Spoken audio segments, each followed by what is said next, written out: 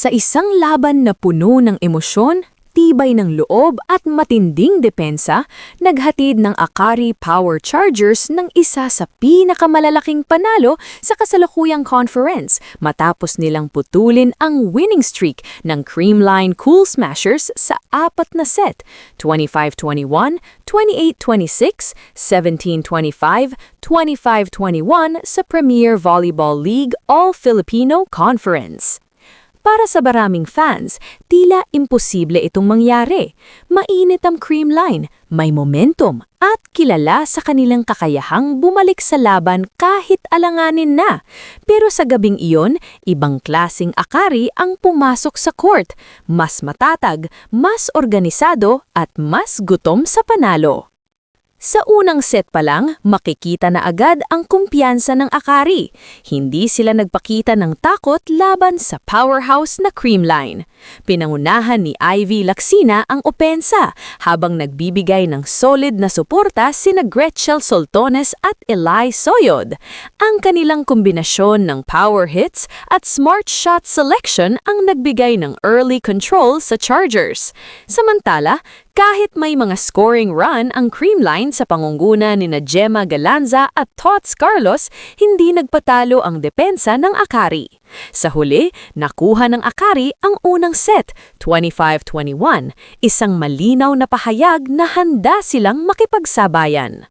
Ang second set ang naging isa sa pinaka-intense na bahagi ng laban. Palitan ng puntos ang dalawang kupunan. Halos bawat rally ay mahaba at puno ng depensa na kailangan ng matinding effort. Dito lalong nagningning ang libero ng Akari na si Justine Hazareno. Paulit-ulit niyang sinasalba ang mga malalakas na atake ng Creamline. Mga bola na kadalasang bumabagsak na sa sahig ay nagagawa niyang duhayin na nagiging pagkakataon pa para makapuntos ang Akari.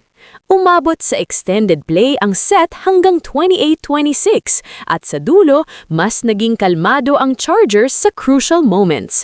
2 set na agad ang hawak ng Akari, habang ang Creamline ay napilitang mag-adjust. Hindi basta-basta ang Creamline. Sa third set, nagpakita sila ng kanilang championship composure.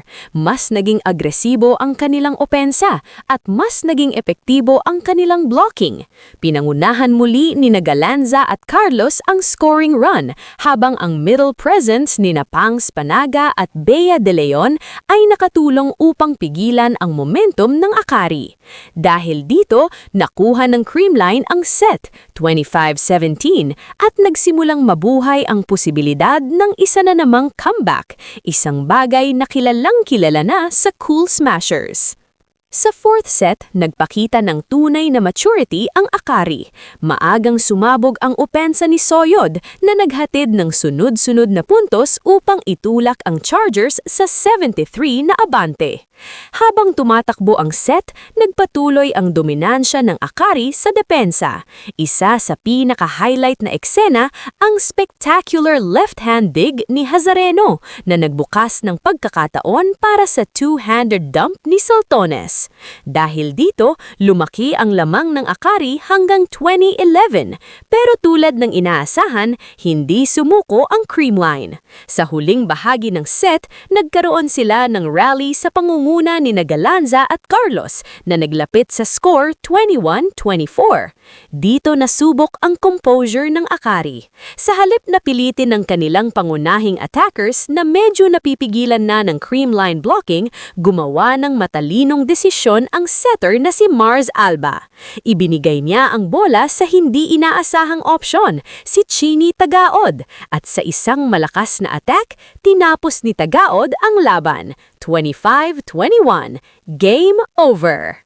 Kung may isang pangalan na tunay na nag-define ng laban na ito, iyon ay si Justine Hazareno, ang alas Pilipinas libero na nagtala ng 22 excellent digs na may 59% efficiency, isang performance na halos hindi makapaniwala sa mataas na level ng kompetisyon. Sa volleyball, madalas napupunta ang spotlight sa mga spiker, pero sa laban na ito, ipinakita ni Hazareno na ang depensa ang maaaring maging pundasyon emosyon ng panalo. Ayon mismo sa kanya, ang sikreto ay simpleng hard work at teamwork, komunikasyon sa blocking, depensa at serbisyo na paulit-ulit nilang pinapractice sa training. Ang panalong ito ay hindi basta-bastang upset. Ito ang ika-4 na sunod na panalo ng Akari, matapos silang magsimula sa conference na 3 sunod na talo. Mula sa ilalim ng standings, umakyat sila sa solo 4th place na 4-3 na record. Mas lalo pang naging spesyal ang panalo dahil bihira lamang matalo ng Akari ang Creamline. Sa katunayan, ito pa lamang ang ikalawang beses na nagagawa nila ito sa kasaysayan ng kanilang rivalry. Ang laban na ito ay malinaw na patunay na ang Akari ay hindi na basta-bastang underdog. Mayroon silang balansing opensa, matibay na middle blockers tulad ni na Fifi Sharma at Sed Domingo, at isang world-class libero sa katauhan ni Justine Hazareno. Para naman sa Creamline, bagamat natalo sila, nananatili pa rin silang isa sa mga pinakamalalakas na kupunan sa liga. Pero sa gabing ito, ang spotlight ay malinaw na napunta sa Akari. Isang panalo na hindi lamang nagpahinto sa winning streak ng Creamline, kundi nagpadala rin ng mensahe sa buong liga. Ang Akari Power Chargers ay tunay ng contenders sa PVL. Pababay na si Ethan. Baba na, Ethan!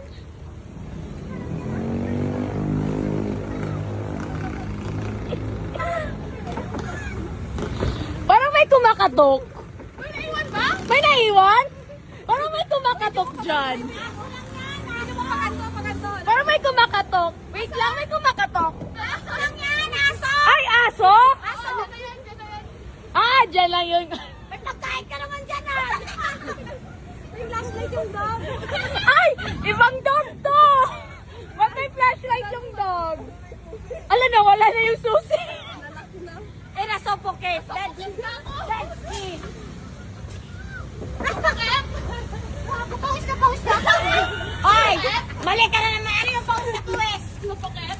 It's English. I'm wet.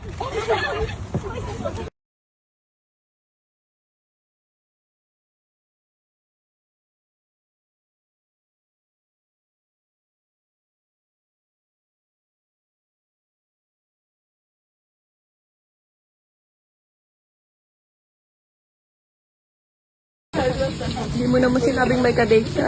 Hindi mo man lang pinakilala sa amin ni Tita Dors. Pasensya na, hindi din kami magkaintindihan. Ang sarap. Eh, yummy. Oh, hi kayo dyan. Hi kayo sa vlog ko. Hi, vlog. Hi vlog. Yummy. Ang colorful ah. Tingnan mo. Daming naman ang bulsa ko. Ay, paldo ah. Something for you. Walang yan. Binulsa mo pa yan tinapay mo. Bulsa ko. Dressing. Ano ba problema mo? Sinapit-sapit ka pa. Paano ang warm up? Nag-warm up na ako kanina. Oh, sipag. Ano mo, bro?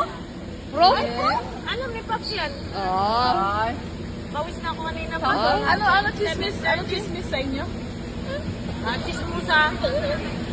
Ha? Ang chismis daw. Anong chismis sa Ilonggo? Ano? Gossip. Yung isa, other term. Other term. Other term. Ay, data gathering. At nagkita na naman kami. Ayoko, may aso kong dala. Ayoko niyan! Bitawan mo! Ako nagbibidyoan kasi ako ikli ng buhok ko. Okay lang para makita ka nila una-on. Ayoko! Hindi. Po niya ako. Hindi nga yan labag sa loob. Buong buo yan. O, diba? Favorite mo yan eh. Uy! Uy! Love you, auntie! Pasok ka na sa Star Magic.